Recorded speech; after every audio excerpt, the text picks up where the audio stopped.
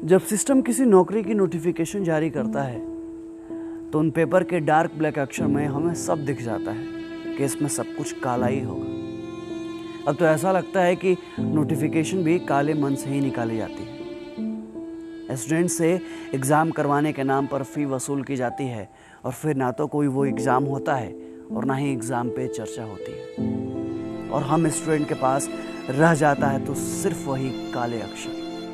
फिर भी उन काले अक्षरों को अपने छोटे से कमरे के बड़े से दीवार पर चिपका कर ही सांस में पढ़ाई करते हैं कि कभी तो सिस्टम और सिस्टम के लोगों को शर्म आएगी, कभी तो उन्हें हम बेरोजगारों पर तरस आएगी, या फिर कभी तो किसी बड़े अधिकारी मंत्री मीडिया को उन 2.5 करोड़ फॉर्म पर नजर जाएगी जिसका बत्ती बनाकर ये लोग देशभक्ति का दिया चला रहे हैं। लेकिन नहीं, तो ये मत भूलिए साहब कि हम युवाओं को भी दिया जलाने आता है।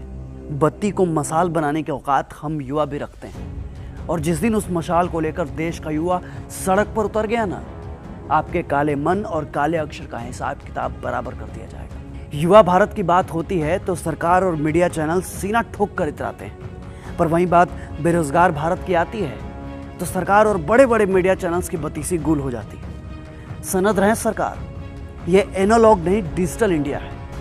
यहाँ लाइक और डिसलाइक दोनों एक ही अंगूठे से दिया जाता है। कलम पर राजनीति मत कीजिए, स्याही को स्याही रहने दीजिए, उसको खून बनने पर मजबूर मत कीजिए, वरना इस बार सड़क पर भ्रांति नहीं संपूर्ण क्रांति आ जाएगी। लोकसभा चुनाव के पहले एनटीपीसी और रेलवे की वैकेंसी की घोषणा हुई, 2.5 करोड़ से ज्यादा फॉर्म फिलअप किए गए, पैसे भी लिए गए, लेकिन ऐसा कुछ भी नहीं बताया गया कि अब हम आगे क्या करें। लोकसभा के चुनाव भी फटाक से कर लिए जा रहे हैं और उसका रिजल्ट भी एकदम फिक्स डेट फिक्स टाइम पे आ रहा है। राज्यों में सरकार बनाने के लिए विधायक भी सेट हो जा रहा है। साला सिर्फ एग्जाम कंडक्ट करने वाली संस्था सेट नहीं हो पा रही है। कमाल है साहब।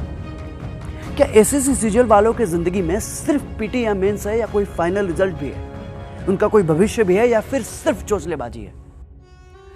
एक स्टूडेंट आपसे ये पूछता है कि आखिर कब तक सरकार और सरकारी आयोग हमारी जलती हुई जवानी को झुलसाते रहेंगे? आखिर कब तक हमारे जज्बातों को दरकिनार किया जाता रहेगा? आखिर कब तक हम अपने कैरियर को बनाने की जिद कैरी करते रहेंगे? 2017 वाला भी एसएससी का रिजल्ट अटका पड़ा है। 2018-19 का तो छोड़ ही दीजिए। आरआरबी वालों का भी कोई पता नहीं है, और ये एनटीपीसी वाले भी हिमालय की गोद में समाधि ले चुके हैं। तो ऐसे में हम स्टूडेंट क्या करें? किससे कहें, कहाँ जाएं? कमजोर क्या आपको सिर्फ रेलवे और एसएससी वाले ही मिले?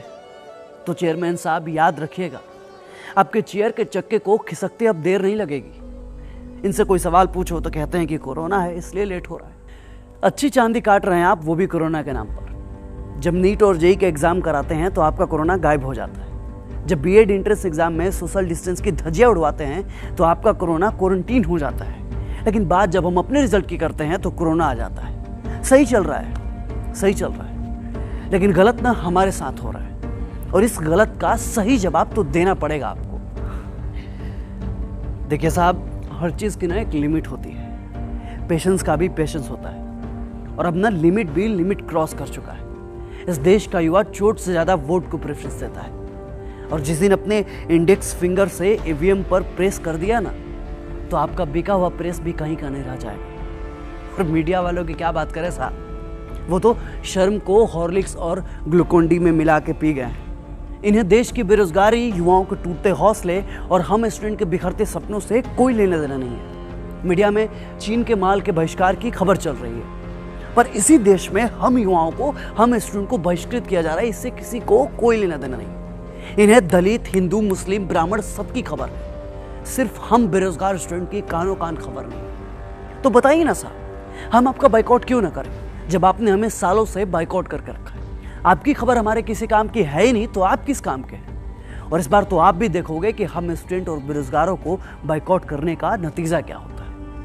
हमारी संवेदनाओं को कुतरने का आगाज आपने किया है, तो हमारी भावनाओं से खेलने का अंजाम भी आप भी देखोगे।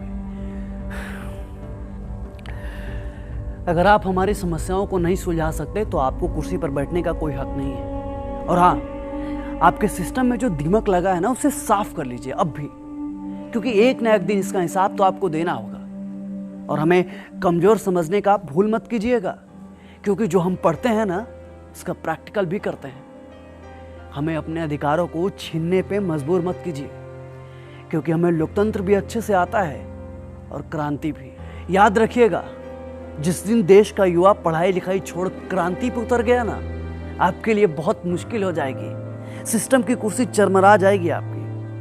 और ये मत भूलिए कि लोकतंत्र में सत्ता का नशा ज्यादा दिन तक नहीं रहता, क्योंकि जो लोक है वही तंत्र है। क्यों तरसता है तू बंदे, जल्द ही बदलेगा मंजर। झांक ले तू एक दफा बस दिल से अपने दिल के